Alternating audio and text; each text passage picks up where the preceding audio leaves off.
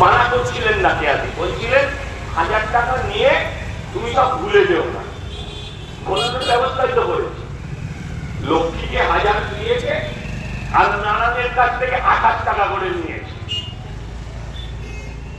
দেখো আমি 28 টাকা বলতেই আর দেখলেও ভাবছি, সবাই জেনে গেছে 28 টাকার পাউচ, ছোট ছোট পাউচ, অফিসে ঢোকার সময় একদম মেরে দেবেন, কেউ বুঝতে পারবে না। টিফিন টাইমে আরেকটা মেরে দেবেন, কেউ বুঝতে পারবে না। সন্ধ্যেবেলা আবার বিভিন্ন ফ্লেভারের করেছে, বাড়িতে এসে খেয়ে আপনি শুয়ে পড়বেন, বৌদিও বুঝতে পারবে না, মুখে গন্ধ নেই।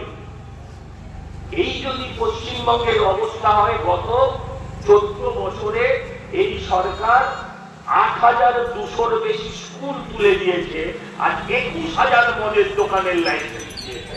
আপনার বিলাসী অঞ্চলের মানুষ পেয়েছে তো মদের দোকানের লাইসেন্স? প্রচুর পেয়েছে না?